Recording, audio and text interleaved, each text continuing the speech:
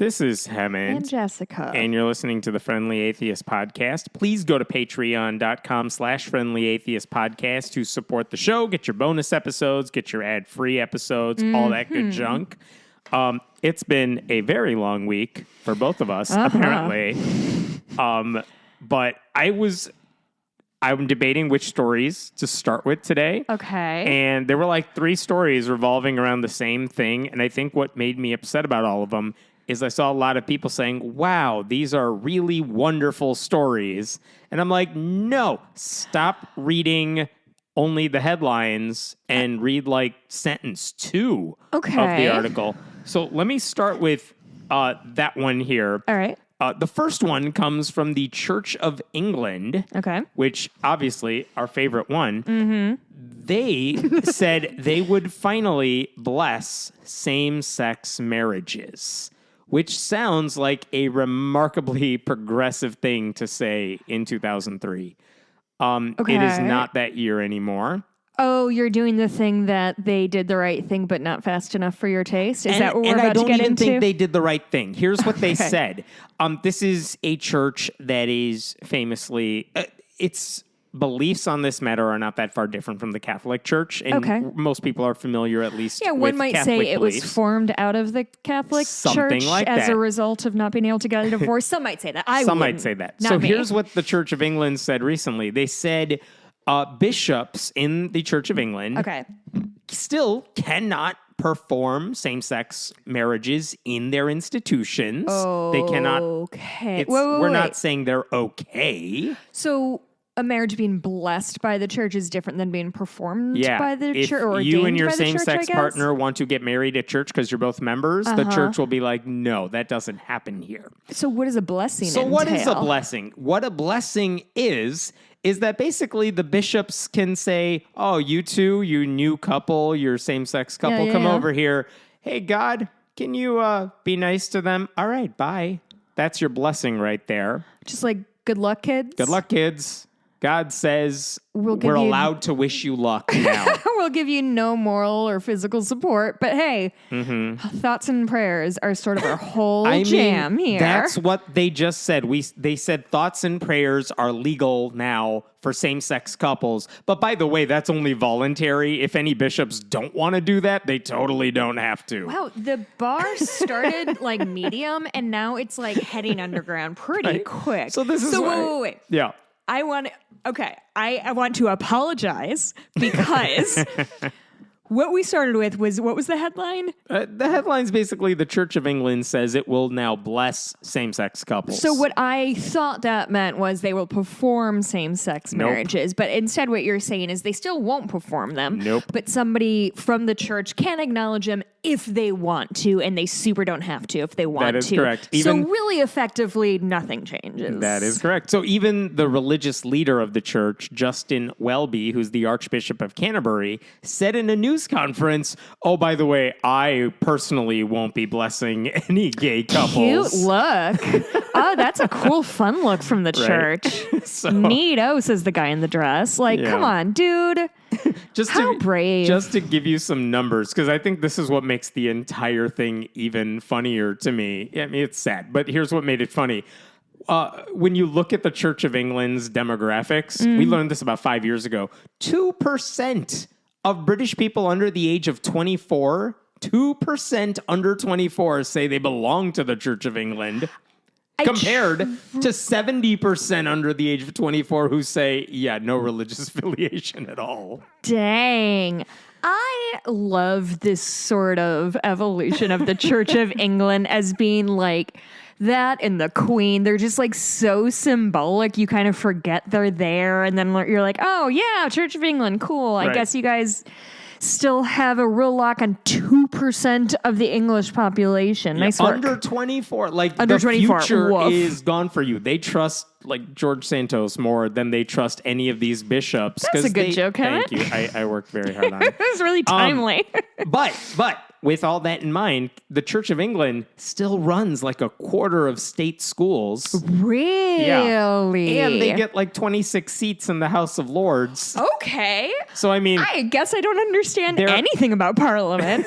there has long been a move like they don't deserve this. I mean, they never deserved this, but they certainly don't deserve that much power and authority now when all these people are running the hell away from organized religion altogether. Do you have the statistics on people of all ages who belong to the Church of England? Off the top of my head, I don't. Okay. The reason that made headlines 5 years ago is because it was such a striking thing for young people to be that non-religious. Sure. And of course, the Church of England, they're like, well, what's like the official church? How popular is that? And it's like, nope, no one is paying any attention to them if you are young. A church started by Henry VIII didn't go great. It's just, it's so shocking. Like, his good work was twisted by the modern audience, I think. So while we are on that subject, I'm going to jump to part 2 of 3 here, because again, same type of headline again. This is from the Associated Press, and this is from Wednesday. The Pope says homosexuality is not a crime. Got a lot of media attention yesterday. Not a crime. Here's the top paragraph here, the lead. Pope Francis criticized laws that criminalize homosexuality as unjust, saying God loves all his children just as they are, and called on Catholic bishops who support the laws to welcome LGBTQ people into the church. Being homosexual is not a crime, Francis said. Curious that this happened in the aftermath of the other pope dying. There must be something in that kind of thing. I feel like you just read to me a Supreme Court ruling, but it's directly down from the Pope. You said that one is directly from the Pope during his, I guess, weekly interview with the Associated Press. No, sure, it's not something he says very often. And look, he's right. Being homosexual is not a crime, and we should oppose laws that criminalize homosexuality and sodomy laws wherever they are. Right. Like, absolutely. But, and this is where it gets annoying. Okay. Like, we know what the Catholic Church teaches about homosexuality. And here's the thing. The Catholic Church has not changed any of its positions on anything. Right. So remember, like 10 years ago, the Catholic Church has a lot of criminal say in things, right? Like, I don't think people throw it up to the Pope of like, is this a felony or just a misdemeanor? I mean, it's a symbolic statement he made. He doesn't have any power to stop it.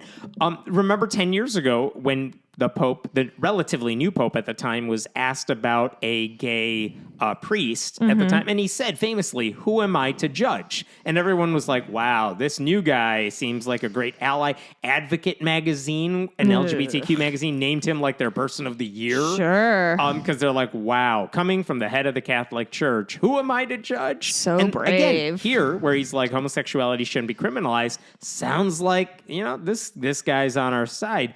Just so everyone's clear, this is what the Catholic Church teaches about homosexuality. Homosexual acts doing anything, it is, quote, intrinsically immoral and contrary to the natural law. This is from the Catechism. And homosexual tendencies, just being gay, the Catholic Church says is, quote, objectively disordered. That is objectively disordered. Objectively. No wiggle room there, buds. Not subjectively. No. This is a fact. So that's what the Catholic Church teaches. They asked the Pope, like, oh, so homosexuality should be decriminalized. Interesting. Are you going to change anything within the church? And then the Pope laughed at them and said, no. I'm making that up. But that's certainly what I got from the article.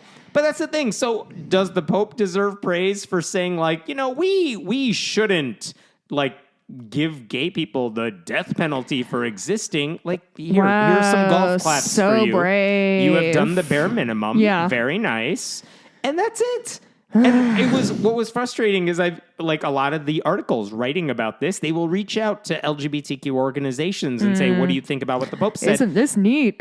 And some of them, I don't want to call them out because they're just trying to be nice. They're like, look, we appreciate it. Now go even further. I'm like, stop it. Don't take this little nugget and treat it like he did anything to help your cause. Because again, this is not much. The best thing you could say about it is maybe he's like, priming the pump for future changes. And that starts by saying, of course it should be, like, if people want to Sure. be gay, like, the government shouldn't punish them, Well, they're even just though kind of, they're going to be burning in hell forever. towing that line forward, right? Like, Is it forward? So that's my question. Like, okay. I think in their opinion it is, don't you think? Maybe. No? Why not? It's a step forward. I mean, because I didn't even think about the Catholic Church saying we should punish gay people under the law for what they did. Because usually they're like, no, you're already going to suffer according to our beliefs if you get in a same-sex marriage, if you act on it, if you consummate your marriage. Sure. There's already penalties under the Catholic Church. So I never had to think about what they thought about criminalization of it. Keep in mind that they support some countries where people can be criminalized. And that's what the Pope was referring to. Like, I encourage bishops to stop that, and that's nice. But again, where do you think a lot of those criminalization laws, what do you think they're based off of? They're based 100%. off of, like, well, we're a really religious nation, and all these people's religions say being gay is immoral, and I don't know, some religions said it's objectively disordered. Yeah. So I guess we're justified in saying we ought to punish you under the law. Like, where do you think those laws are coming from? And so for the Pope to say, no, we're not changing anything about what we teach people, I just think all of you should stop punishing it. Well, I mean, we will keep doing it, but you should We're not stop. the problem. You're the problem. Right. And of course, he didn't address trans people, non-binary people, I mean, just that's gay. not even in the zeitgeist for him. What do you think Henry VIII's best contribution to culture is? The musical based off of it? Okay, I was assuming that's where we're going It's a with multiple this. choice question, obviously. I was going to say the Church of England. Okay. The musical Six. Thank you. Yeah. Or the song Henry VIII by Herman's Hermits. Oh, my God. Okay. I know that song. Yeah, you do? And it's horrible. It's not objectively horrible. It's adorable. No. Listen, if you're deeply listening to this, song. go on YouTube. Go Google. No, stop it. Stop it. Bad. Henry VIII. Bad. I am. Henry VIII. I am. I got married people to the just winner. turned off this show, and it's the people 12 have spoken, minutes in. and they love my singing voice, especially when I do fun bits about Herman's Hermits, which is a band that's definitely relevant still. That song was like, it came out in like the 60s, and it just reminds you that no one knew shit about music and it's in the 60s correct. And anything passed for lyrics. So you think that the musical Six is a better musical piece of music than Henry than the song Henry VIII by Herman's Hermits? I will go that far. Wow. Because I'm a rebel. Hey, let's start a poll in the Facebook group. Which is the most important contribution by Henry VIII? I can add the show Tudors onto that. Oh, see? There you go.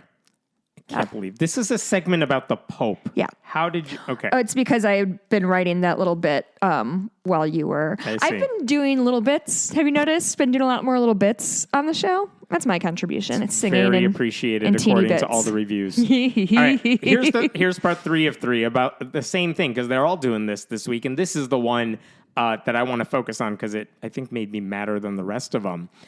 There's a pastor in Alpharetta, Georgia. His name is Andy Stanley, and he's the head pastor, whatever you want to call it, at North Point Community Church, which is a mega church. It's massive. He is well known in evangelical circles. And there was a clip of him. No context was provided on any of these clips. I will tell you about the context in a second. But it was like a 2-minute clip from a sermon he gave where he sounded like he was... extending his arms to LGBTQ people in a way you don't usually hear from prominent evangelicals, conservative Christians in general. Like, I saw one tweet about it that said, they're mad at him for doing this. And they said, what on earth? Let this be a lesson. Much evil can be done, ... under the banner of evangelism. Like, they're mad that this guy said these nice things about gay people. So I'm going to play you the clip that I heard. And like again, when I get to put on headphones. We'll talk about it in a little bit. I just want you to keep in mind, this is a clip I saw circulating on Twitter for one place where a lot of different accounts were saying people who are pro-LGBTQ rights are like, wow, I'm amazed that this guy is saying this. You had a lot of conservative Christians that are like, oh, look at this, like, heretical preacher saying these awful kind things about gay people. And I want to talk about it afterwards. But let me just play the short clip. Let me give you some context here. Okay. This is actually a sermon he gave at a thing called Drive. That's the name of their big conference every year, the Drive Conference. And it's something his church... 97.1 FM. Yeah. His church runs the conference, and the audience is basically other pastors, other ministers, other Christian leaders. So it's one leader speaking to other leaders about how to run their ministries. Cool. And what he was saying, here's the context that was left out of a lot of this stuff, is that, hey, we're all losing numbers, and people are running away from faith. And that's a problem, obviously, for what we do. And so the sermon he was giving was all about how can we, young people are not as religious as they used to be. What can we do to turn that around? And that is one of the things he was bringing up with this segment. So, okay, I'll play the clip. And this is, I'm sorry, the guy who's suggesting that we need more to reach out, or the guy who's mad about it? No. He's saying we're losing numbers. We're losing numbers among young people. Everyone agrees on that. Yeah, that is across documented. the board. What can we do to fix that? One of the things we ought to do is the way we treat gay people. And this is number 3 of his many points. But here's that clip right here. Figure out how to get straight people as excited about serving and engaging as the gay men and women I know. We would have a volunteer backlog. If straight people were as devoted, in our church, a lot of volunteers. Well, I'm a gay person. I'll just read it to you. A gay person, and when I say gay, men and women, okay? A gay person who still wants to attend church after the way the church has treated the gay community, I'm telling you, they have more faith than I do. Wow. They have more faith than a lot of you. A gay person who knows, you know what? I might not be accepted here, but I'm going to try it anyway. Have you ever done that as a straight person? Where do you go that you're not sure you're going to be accepted, and you go over and over and over and over? Only your in-laws' house. That's the only place you go where you know you're not completely accepted, but you go over and over and over, and it's because you have to. Get your head away from the in-laws, what environment do you continue to step foot in knowing at any moment you may feel ostracized? No place. I'm telling you, the gay men and women who grew up in church and the gay men and women who've come to faith in Christ as adults who want to participate in our church, oh my goodness. I know 1 Corinthians 6 and I know Leviticus and I know Romans 1. It's so interesting to talk about all that stuff. But just, oh my goodness, a gay man or woman who wants to worship their heavenly Father, who did not answer the cry of their heart when they were 12 and 13 and 14 and 15. God said no, and they still love God. We have some things to learn from a group of men and women who love Jesus that much and who want to worship with us. And I know the verses. I know the clobber passages, right? We got to figure this out. And you know what? I think you are. He said, I think you are ready to learn about this. Okay, so just to recap there. Wow. Wrong answer. Oh. So what? This is where I'm going with this. Oh, so what is he Jesus. saying? What's he saying? He's saying, hey, straight people in the audience, because you know they're all straight. At my church, if the straight people had the type of devotion and dedication that the gay people in my church do, we would have a volunteer backlog, because the gay people at my church give it their all. They love this place. They love our church. They are part of our church. And straight people like us can learn a lot, because those gay people have been ostracized by us, by Christian leaders, by churches. They've been rejected by mainstream Christianity for so long. And yet there's so many who are believers who come back. We should all learn from them about what devotion and dedication means. Okay. So that's what he said. That's with context that I didn't see everywhere, but that's where he was going with it. And that does sound you could see why people heard that and they said, wow, I don't hear this from a lot of pastors. That's pretty amazing. Why are you big mad? Why am I big mad? Because, let's see what he's talking about here. I want to know, how much does he actually back this up with his actions?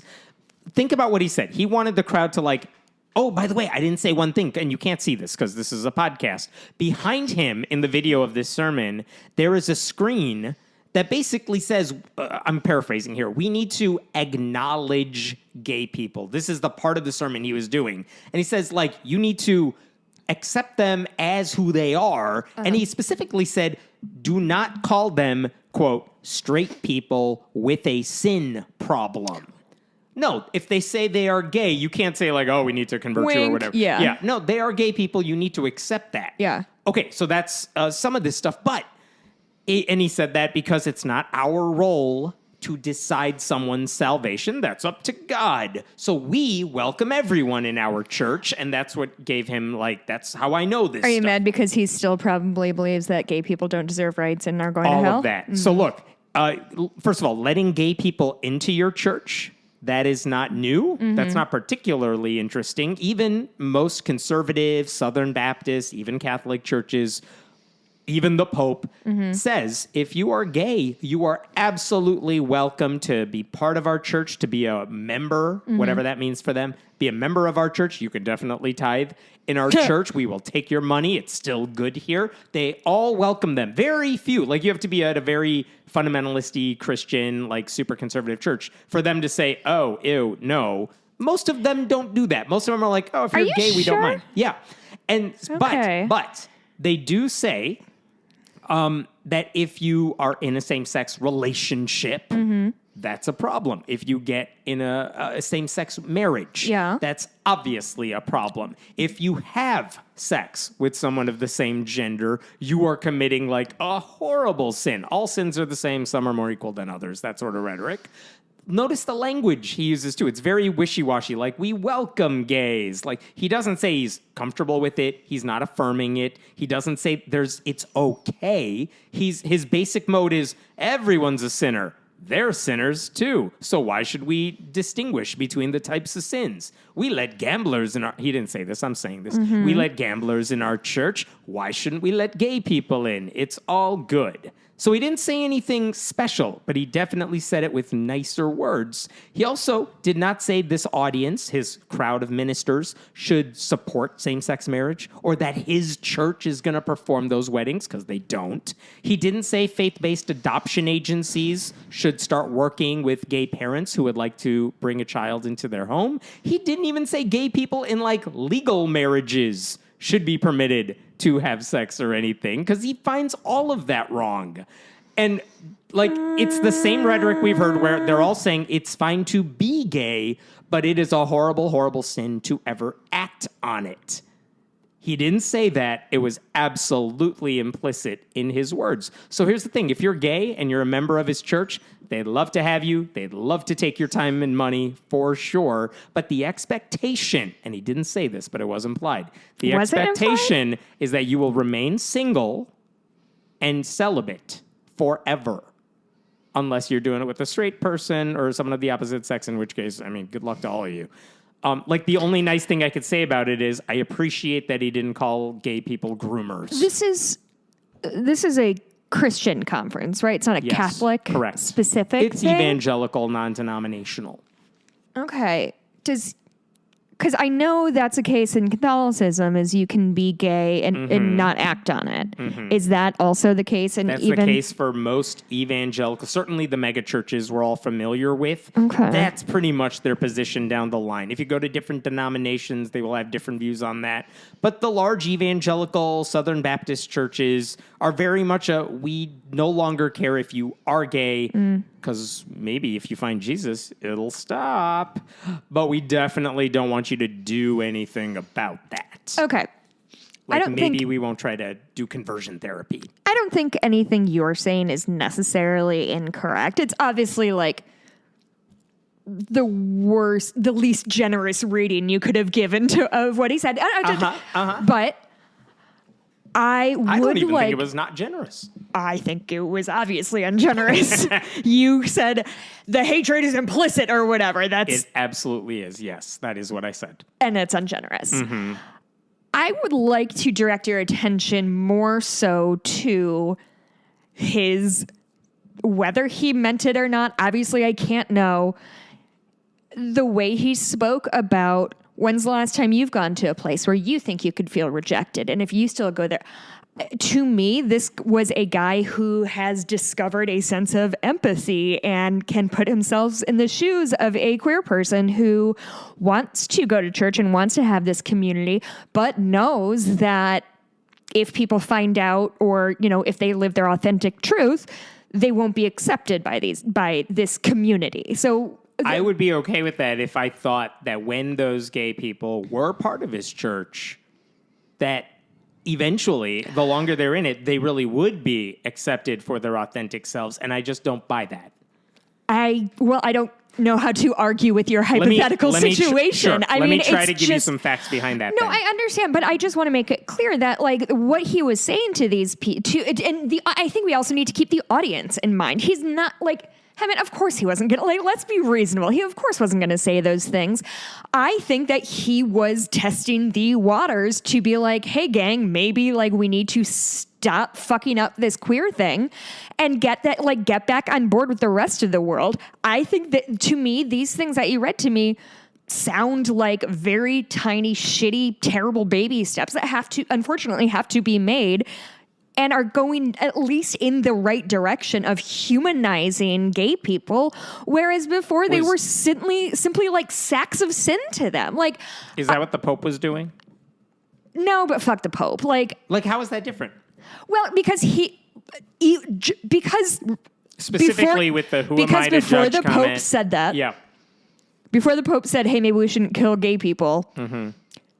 Obviously, that meant everybody thought that the Pope was like chill with like the fact that he needed to clarify that means it was assumed for a long time. And he's like, "Hey, gang, maybe we shouldn't kill gay people." Is that enough? No. Is it a step in the right direction? Because he could have gotten up onto his little balcony and been like, "You know what? I had a dream last night, and actually, let's go hunt down gay people and burn them." And we're demonetized. Stop demonetizing me, Google or whatever. Okay, but do you know what I mean? Like, yeah, yes, it's all too little. It's all too little, and it's all too late. But it's at least something in the right direction, because if we've learned nothing in the last 8 years, it's that progress is no longer a given. And so when I see little pieces of progress like this, I have to grab on with both hands, because at least they're having the conversation about it. Even if they're still wrong and terrible and harming people, at least this guy is somebody in a leadership position talking to a bunch of other Christians saying, can you imagine what it's like for these gay people? Can you imagine what it's like to love Jesus the way you do, but not be accepted by his followers? Mm-hmm. Imagine it. And Lord, who knows if anybody's ever asked that much of anybody? Here's where I think we're differing. If I thought he was kind of testing the waters by saying this for something else down the line, maybe I give him a little more credit here. I have no reason to think that his call for basic empathy is anything supporting gay people in any meaningful way. No, it's supporting their church. It's supporting their church. Here's something interesting. But it's humanizing gay people, and I think the result is the result. It's not an unjustifies the means thing, but like, I mean, that happened a lot in gay culture when marketing found out that gay people have a ton of money and all of a sudden everything's fucking rainbow colored. Like, little things work this eventually. Is interesting. There is a website, we've talked about this before, Church Clarity, that basically says we know a lot of churches hide their real beliefs about LGBTQ people and about women who lead churches. And on those two specific issues, we're not here to out anybody. We just we want clarity. Sure. So what they do is they say, like, you could submit this, does a church have anything on their website that says this is what we believe? The website says we're not here to say someone's right or wrong. We're just here to tell you, hey, Church X, here's what their website says about gay people, same-sex marriage, things like that. Okay. You're not going to find it on the homepage, but if you do a little digging, sure. Here's the link, here's what this church believes. Because what ends up happening is that a lot of, let's say, gay people think, wow, Andy Stanley's church, this is such a welcoming place for gay people. I'm going to be a part of it. Mm-hmm. They're part of that church. They volunteer. They become friends with everyone there. It is now part of their social everything. Right. And then a couple years later, they're like, oh my God, I met someone. I'm going to get married. And all of a sudden, they are told, oh, honey, you can't be a part of this church anymore. And they're like, but I thought you were welcoming and inclusive. You never told me that I couldn't marry someone I fall in love with. And the thing is, well, if your church had a policy on it, how come everyone didn't know about it? And it's because it's hidden. And here's the thing. Church Clarity said, Andy Stanley's church, this is what I found when I looked this week, they do not publicly state. It's not that they say it's bad or good. They say, we don't have any policies about this issue, so it's unclear. So they're hiding it from prospective members. But interestingly enough, if you're like... They're hiding it or they just don't have one? Oh, they all have one. So the question is, if you are a same-sex couple, can you be members of this church? If you're a gay person who is in a same-sex relationship, do you think you could work your way into being a pastor at that church? Is that an option? Because if the church Wait, said... but that's two different things. Fine, let's just go with members. Okay. Can you be like a member in good standing if you're in a same-sex marriage? And the thing is, these churches do have answers to that. Okay. But they don't make it obvious. And according to the website, they said there is no public policy on any of this. Like, you have to be like a level 8 operating thetan to learn the church's true feelings on this. But they did say that in 2018, the church posted a form on its website for potential volunteers, and it required all volunteers to say they were not in a same-sex relationship. Oh, that's interesting. And then they took that form down, but after the screenshots were already taken. And when was that? That was like 2018. It wasn't like forever ago. Okay, but that's it's still like 5 years ago. They haven't changed. So this thing, if your church is welcoming and you're fine with it, all you have to do is say, hey, even if you're in a same-sex relationship or you're in a same-sex marriage, you're part of our church. We want you to be it. Don't you think if he wanted to put, money behind his, what's the word I'm looking for? Money where his mouth is? Money where his mouth is, then all they have to do is have a section on their site that says, hey, you want to know what we think about gay people? Because that's a thing everyone wants to know. Here's what we think. We think if you are gay, you are a part of us. If you're in a gay marriage, come on in. We want you to be members of our church and let God deal with the consequences later. They don't do that on purpose because they know the answer is we don't want you here. Listen, if I'm wrong, someone from that church contact me and tell me. This feels really conspiratorial to me. It's not because you're saying a lack of evidence the absence of evidence is evidence of absence, no. and you know better than that. The Church Clarity website is exactly there for that reason. No, I understand, but it does not say. So it doesn't say either way, except for that one form that's 5 years old now, and that got taken down. You're right. Okay. No, wait. I'm not done. Yeah. So they don't have a section addressing LGBTQ stuff, period. Correct. Right? Okay. Can I tell you the nonprofit I work for, our address isn't on our website because sometimes people are idiots about running shit. I think you are choosing. I don't know, man. This this feels like a nothing burger. No conspiracy then. Here's my position. Do you think if they do have a position on this and it's not secret to anyone in leadership. It's not a secret to the people running the church. Okay. They all know there is a position about gay marriage, right, about same-sex members. If they have that position and it's nowhere listed, they don't want you to know, do you think there's something wrong with that? But what I'm saying is... Or do you think it's fair to just hide that? At what point should they reveal that then? I guess that's the thing I'm confused about. If you're working for the nonprofit, you should know the address. I get you may not want that public.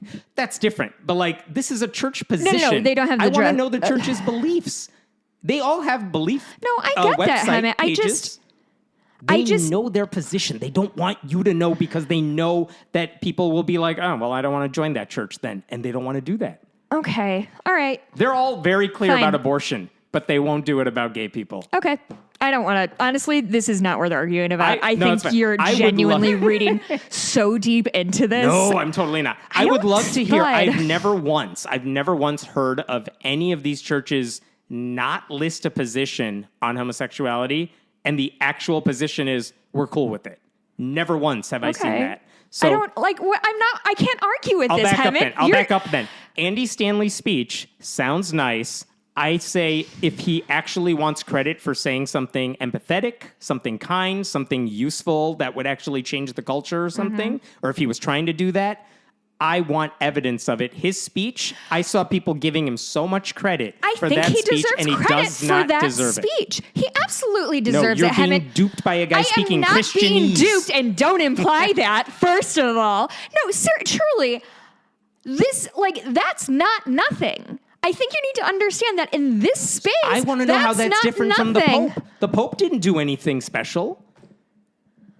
I don't care. I'm not talking about the Pope. I don't but care. It's the same thing. Just because It's they not say the nice same, words, it is not the same thing. You threw This breadcrumbs is a at man gay people. saying, "Hey, we need to reach out to the gay community." He didn't say, "Let's reach out to the gay community." Full stop. And let's reach out to the gay community and bolster our numbers with more straight people because we're gonna make them straight. No, he said we need to look at these people as human beings and be empathetic toward them. If you found out later on, we're going to play this back like a year from now. If we I'm find wrong, out that I'm wrong. No, that's fine. But like if they supported conversion therapy, if they oppose gay marriage, if they are against all that. Yeah, show me the evidence of that. If you see the evidence of that, then how do you look at this speech right here? He's a big fucking hypocrite, and I will treat him as such. However, unless somebody from his church steps forward and says, actually, that's not how it is. He's talking a big game, but when I came out to him, he kicked me out of the church. I will listen. I am not going to let somebody say something that is genuinely going to be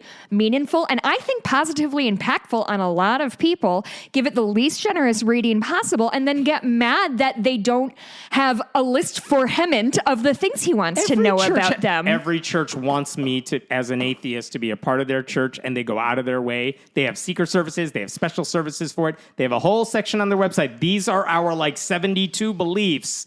And this church and many others are like, oh, you want to know what we think about gay people? Do you ever think it's because they actually are accepting of gay people, but don't want straight people to go on, like homophobic straight people to go on and be like, ooh, it's a gay church? Sure, I could see that happening. I have not seen that. But I don't think that's happening here. I have just as much Evangelical evidence churches. that that's the case than whatever you're thinking is happening. I think you are But you've heard plenty of stories. I have too, from people who said, I was part of churches like those. And it wasn't until I was knee deep in the church culture, in it. My friends are all there. I can't leave anymore because I would lose everything. And only then did they say, "Oh, you can't do this." I've heard that a lot. Okay, I genuinely can't think of a story off the top of my head where that happened, and I don't doubt that it did. I'm just saying that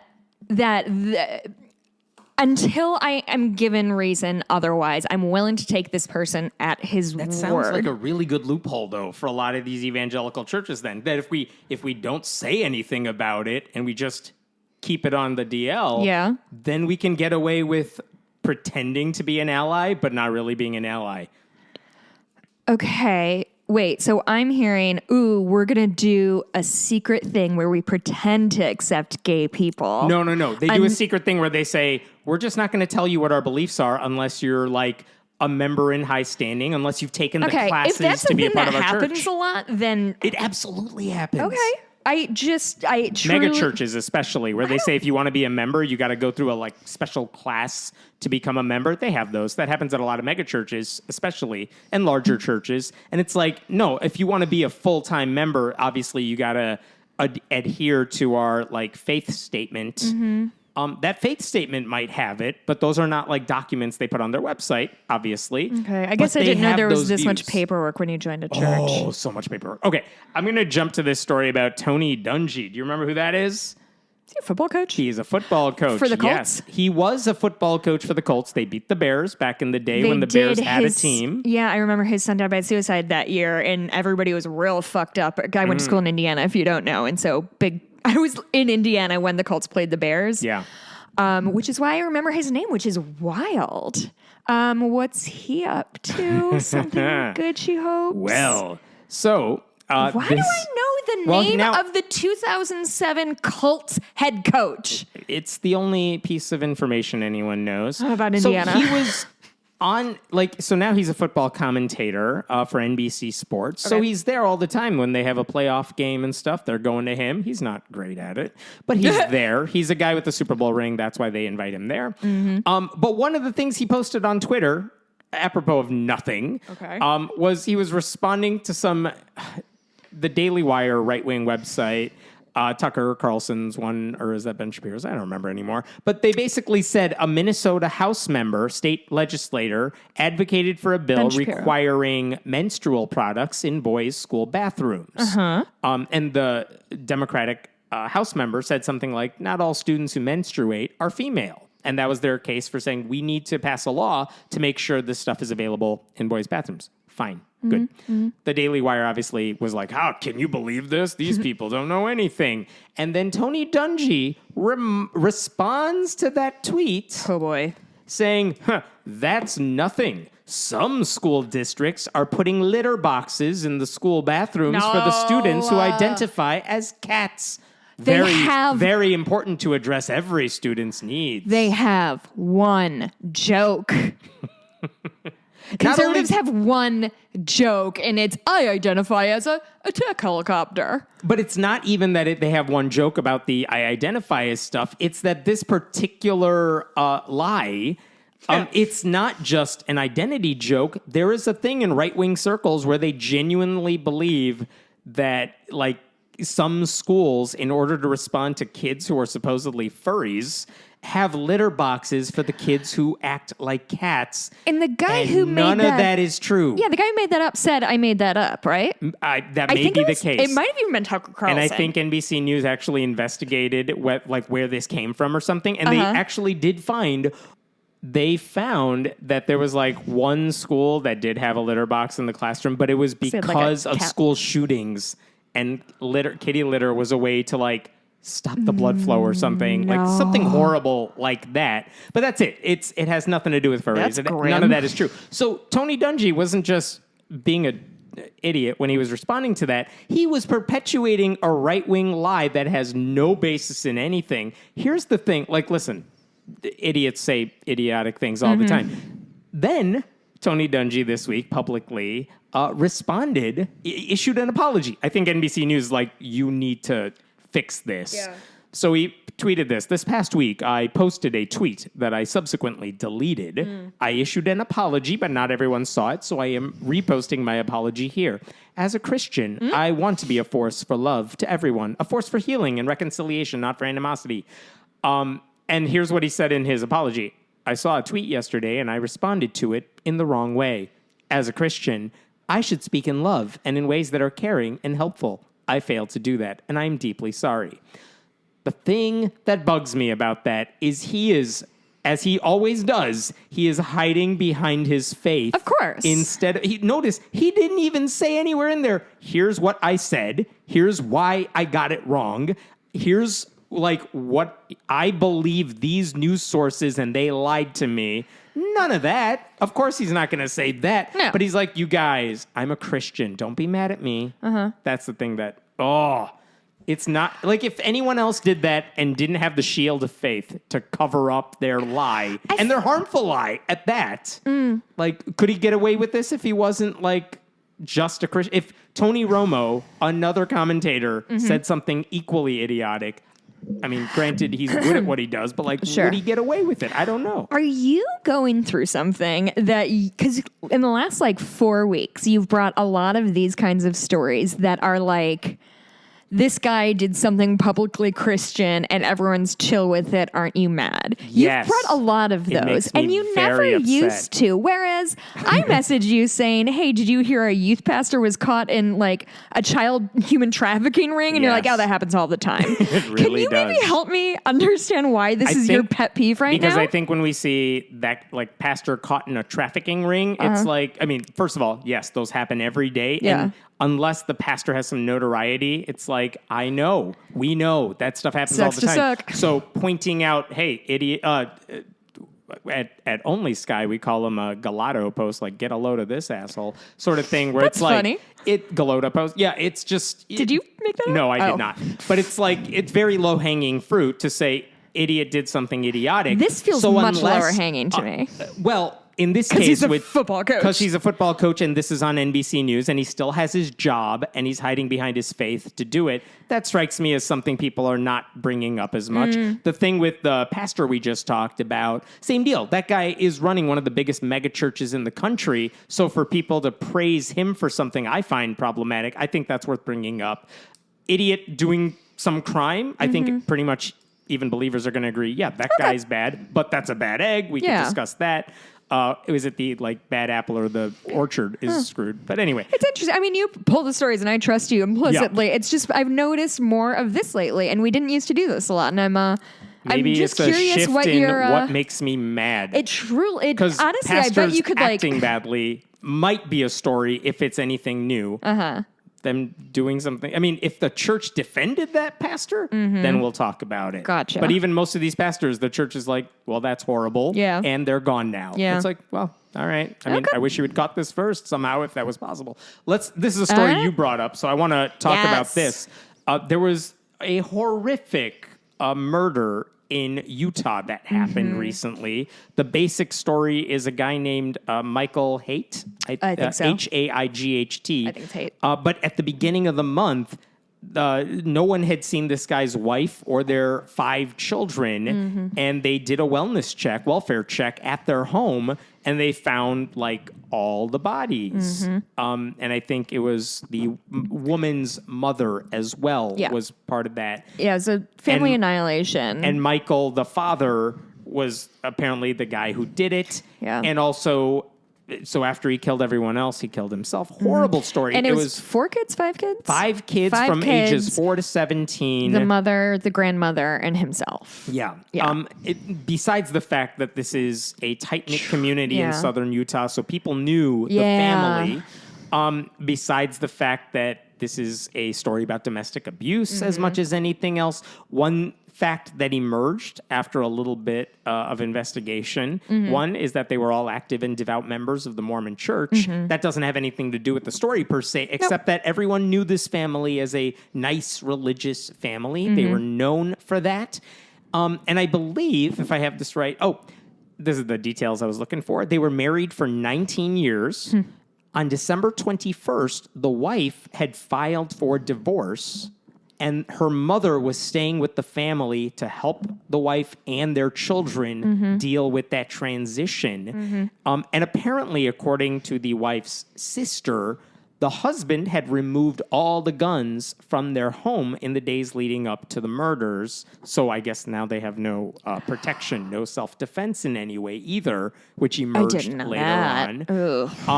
But the reason we wanted to talk about this is not just to rehash the true crime story right there. It's that when a local newspaper, The Spectator, published an obituary about the family, do you want to talk about what they said there? I don't have the quotes in front of my face, but essentially this obituary failed to mention anything about the way his life ended. It was all like a loving, devoted, faithful family man who loved to spend. It genuinely pretended that he didn't murder 7 people. Yeah, this is a line from the obituary. Michael made it a point to spend quality time with each and every one of his children. Michael enjoyed making memories with the family. That's the one that kills me. Yeah. No pun intended.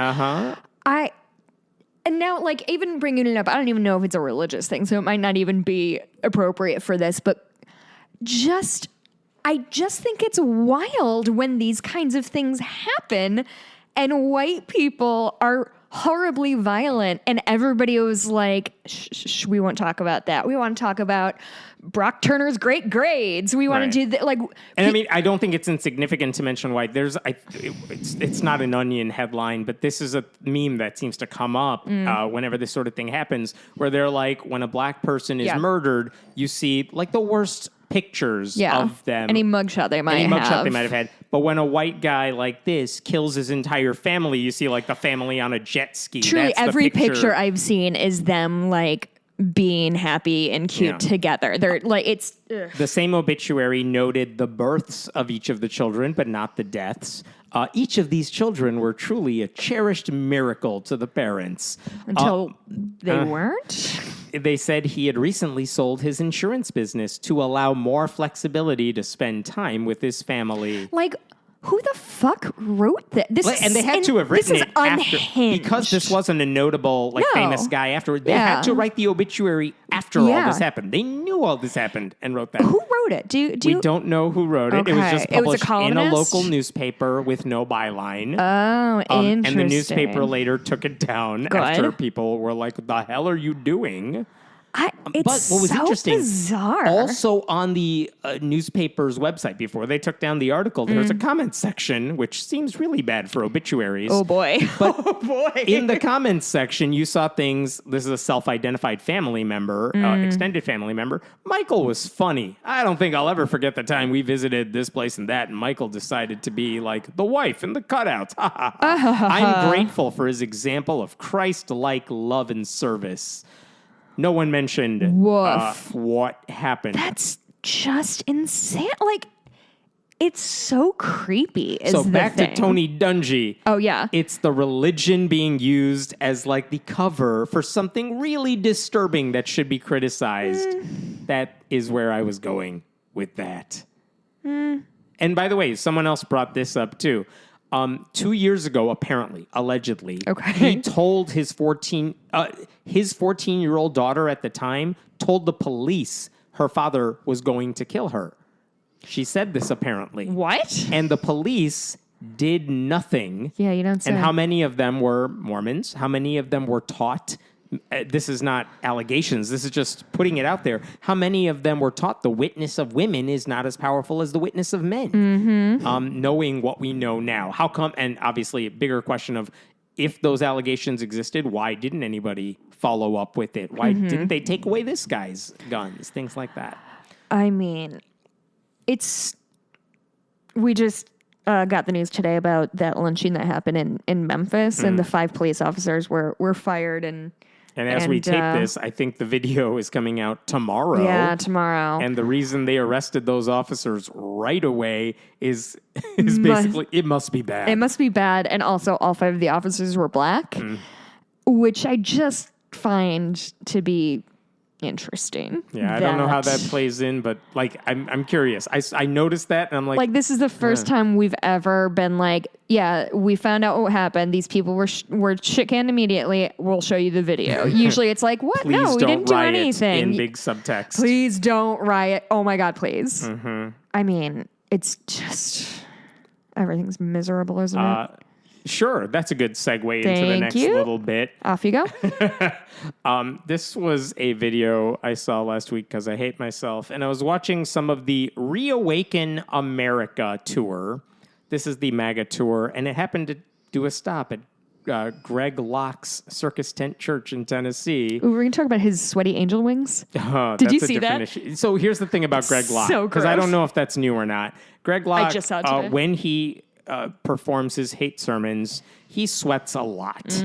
And if you're wearing a certain type of suit, the sweat leaks through. So I have seen so many images, screenshots of the sweat going through. And sometimes you're right. The picture that was on the Facebook group for our podcast showed him having like angel wings in back, and it was amusing. So gross. During this Reawaken America tour, do you remember Saturday Night Live's Jim Breuer?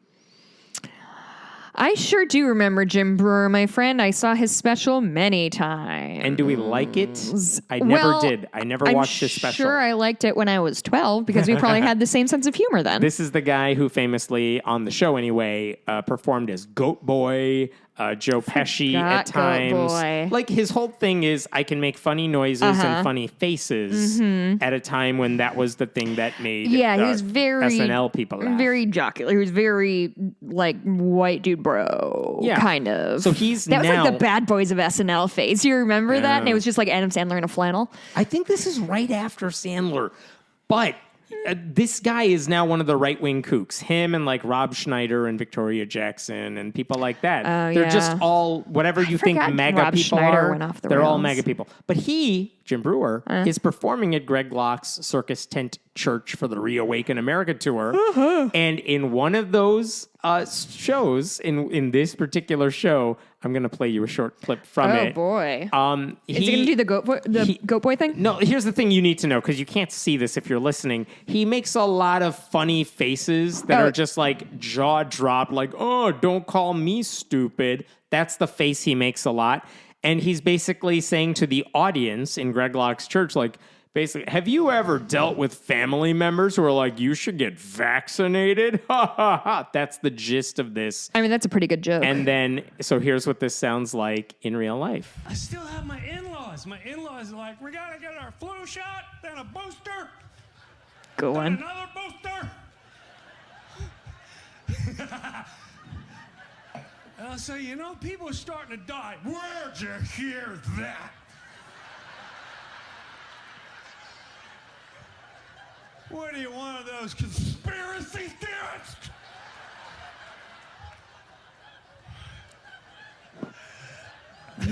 Has he said a joke yet?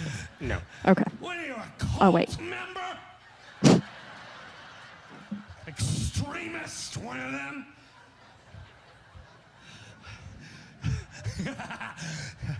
Here in the NFL, He just drops on the stage. Because that guy almost died. Yep. Well, that's funny, I guess. Yay, that guy almost died. Let's all cheer for it. This cheering goes on for a while. Now he gets up off stage, gets back up on his feet. Uh-huh. Takes him longer than it used to when he was 25.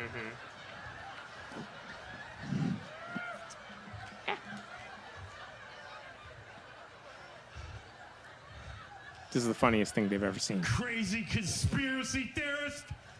Okay, so that's your segment from his new stand-up special for the I Reawaken mean. American tour. He made fun of Damar Hamlin for dropping on the ground because the new right-wing conspiracy theory is that he almost died because he got vaccinated. Uh-huh. And that's their whole thing now. And so he just did a basic segment of a stand-up set that made fun of family members who want you to get vaccinated and get your flu shots and don't believe that there was anything weird happening. Yeah, with Hamlin.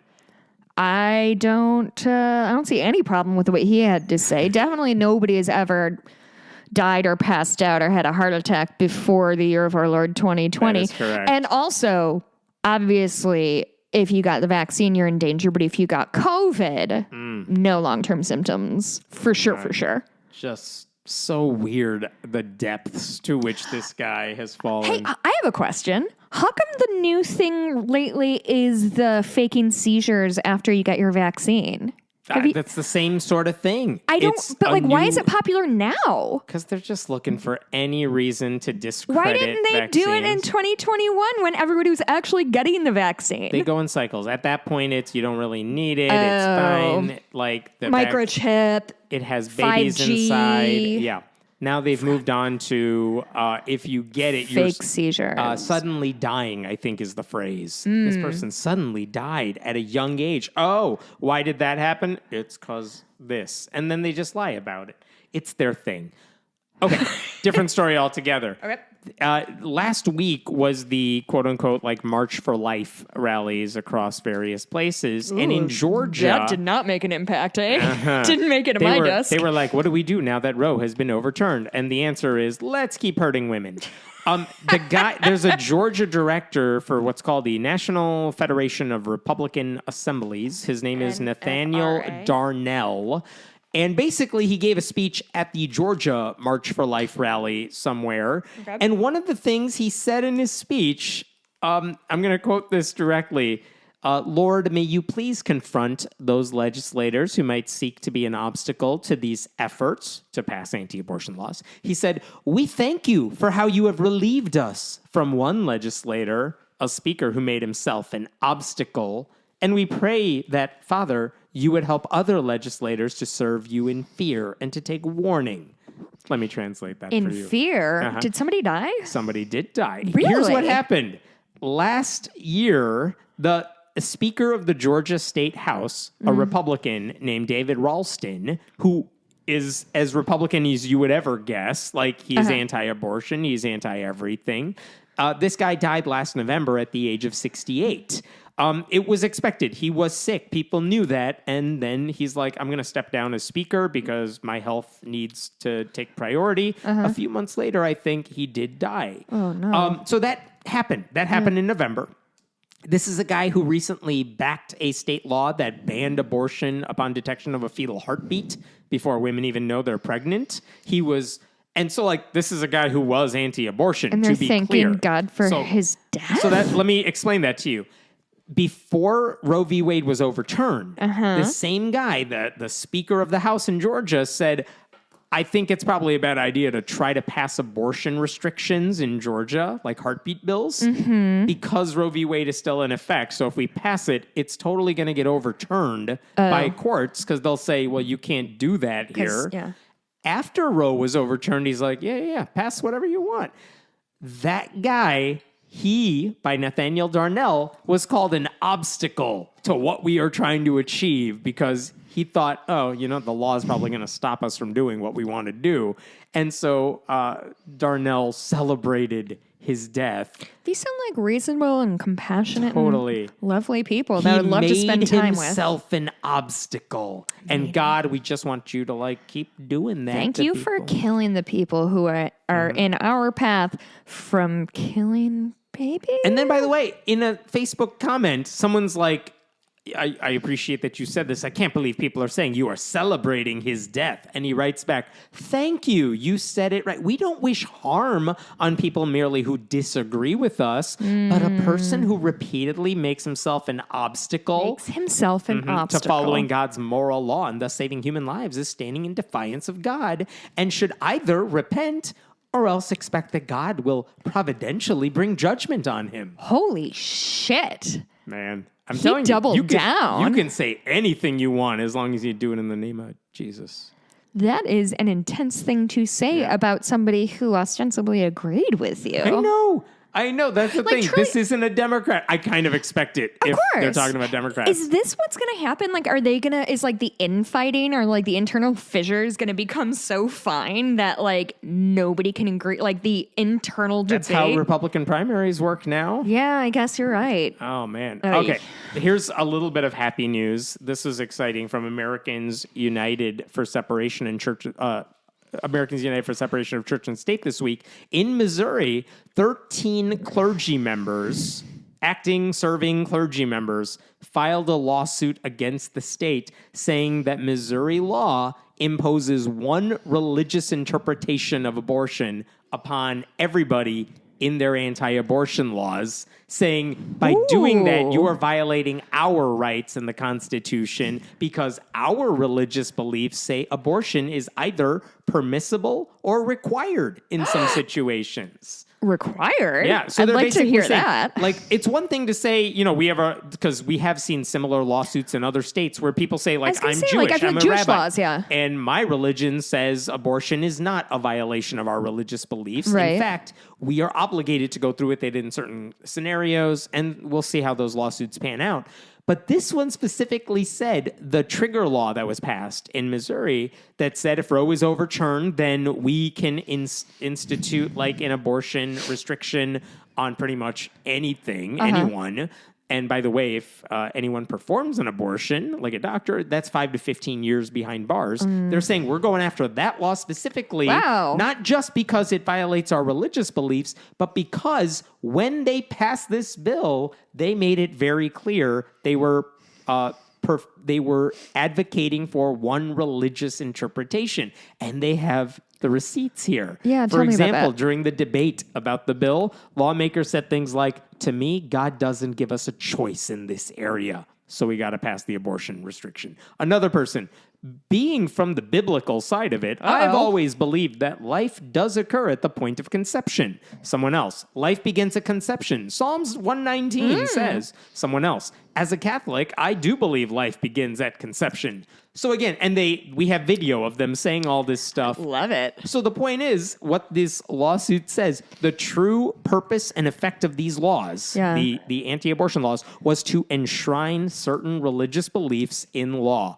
Legislators spoke repeatedly of their intent to protect, quote, innocent life, could point as justification for the law only to biased investigations by the Sanctity of Life Committee, and they ignored the testimony of clergy who warned that targeting providers to limit abortion access impermissibly imposed one religious view on everybody else. So, big deal. One lawmaker I've seen has pushed back against the lawsuit, saying there's nothing religious about a law that literally includes the line, Almighty God is the author of life. He said, He actually said that, Hammett. that line is in the bill. And the No, I lawmaker know. said, I don't think that's a religious belief. No. How could it be? I think people need to understand what the separation of church and state is. Most people don't. Well, Americans United for Separation of Church and State says this guy doesn't know what he's talking about. Wow. So. Dang. Man. And this is Missouri? This is Missouri. Ooh, I mean, they're one of our neighborinos. We have a lot of billboards on our borders to invite them in for a good old bobo. Like we said, Florida and Kentucky have seen similar lawsuits where Jewish clergy members, you say this violates our religious beliefs. We haven't seen that go anywhere yet. This is interesting just because the Missouri lawmakers are saying, look, we have the receipts. Yeah. We know what they said when they passed it. They have made it clear they are pushing one religious interpretation, a conservative Christian, a Catholic, whatever you want to call it one, and that violates our religious views. So you should say it's illegal because it is violating church-state separation in that regard. Cool. Yeah. So we'll see. What's the process for that? The process is we all sit in the fetal position for about 3 more years until they Cool. get a decision. I've been here for 5 already. Getting quite comfortable. All right, one last story. It's a very short one. Someone sent me a video recently, and here's what I saw when I saw the video. It's some young woman speaking to a girls' basketball team. The basketball team is all sitting on the floor, high school students, sitting on the floor of the gym, and some girl is basically preaching to them. And she is telling them to accept Jesus. She is telling them to remain celibate until marriage. Sure. She is telling them there's no such thing as a gay preacher. What's the age? High school is the students, and this girl's looks like she's in high school, maybe a little older. She says there's no such thing as a gay preacher. Oh. That's not true. She says people becoming gay is a result of them getting, quote, touched on. Also not true. Touched on? She said being gay is like murdering people because it's sins. And then she said Jeffrey Dahmer was pretty cool since he discovered God in prison. Yeah. Could you read me that exact quote? Nope. Okay. But here's the thing. So then I'm Journalistic like, integrity at its finest. You know why I can't quote it to you? Because if you listen to what this person says, not a single thing coming out of her mouth is a clear sentence. Oh, it's just there's word vomit? 97 likes in the middle of every sentence, and I can't. I'm not knocking that. I don't care. I'm saying it was very hard to transcribe anything she says. But I was like, who is this person saying this? And what we know is she goes by the name WOAH. Woah Vicky. And on Facebook, Vicky. she describes herself as Atlanta's New Age trap queen. And then I went down the rabbit hole. Listen, this was stupid of me. I went down the rabbit hole. Here's what I learned. You have children you need to be raising. No, not when I'm going down the Woah Vicky rabbit hole.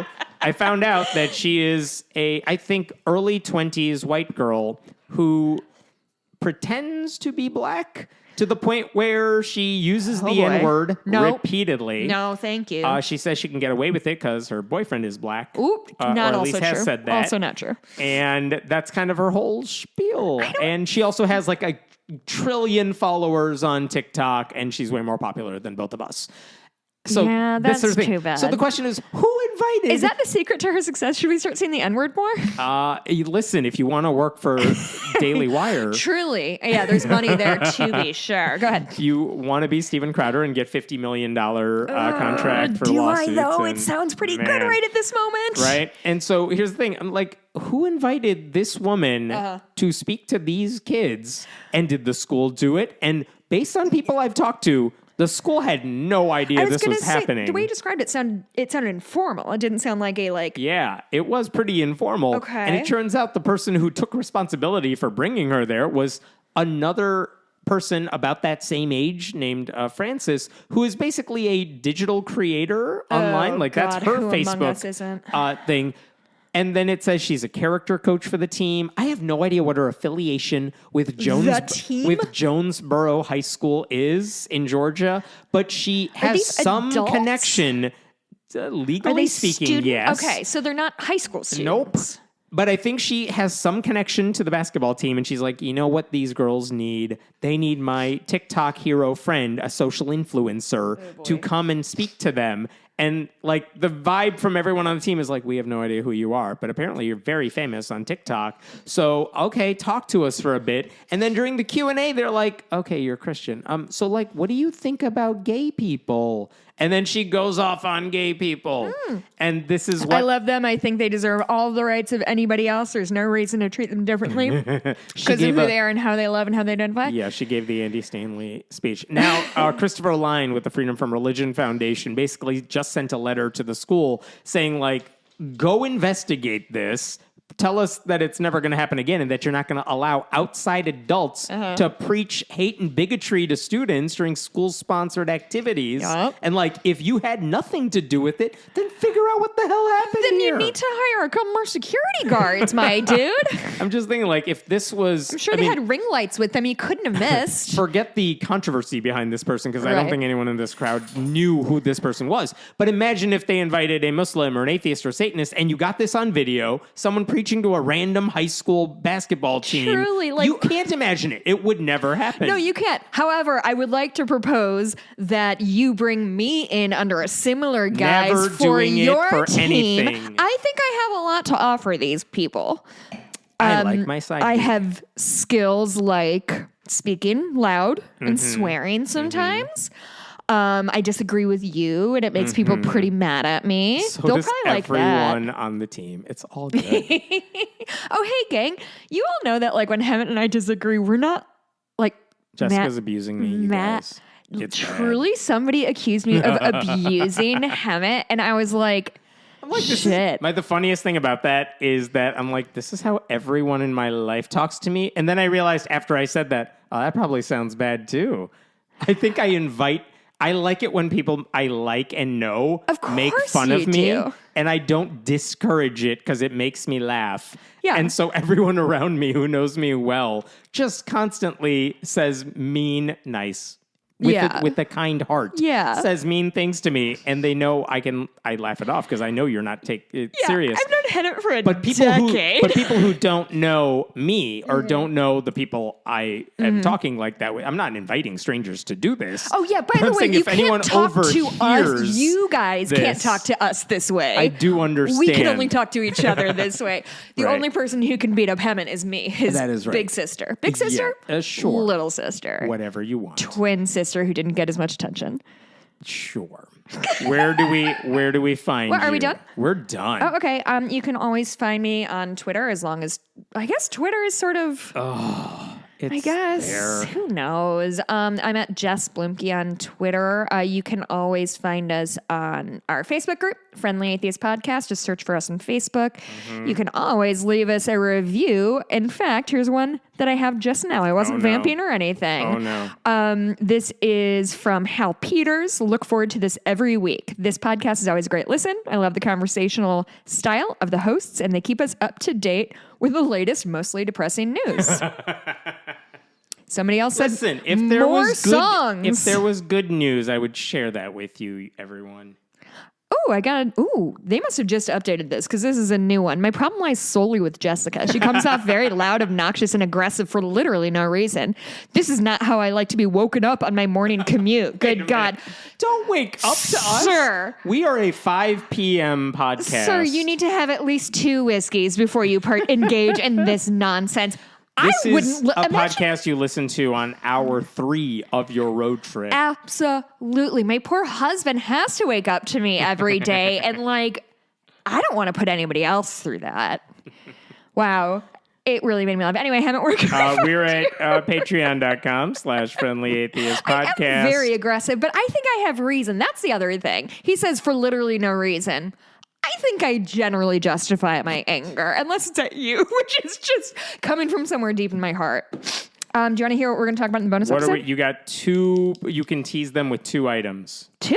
2. I'm going to read them all. The All movie right. Resurrection, the show Paul T. Goldman, Ethiopian food, chicken shears, kitchen shears, shit. My niece playing in the snow, the play Spring Awakening, and Eurovision. Oh, my God. All right. We'll see you in the bonus episode. Bye. Bye.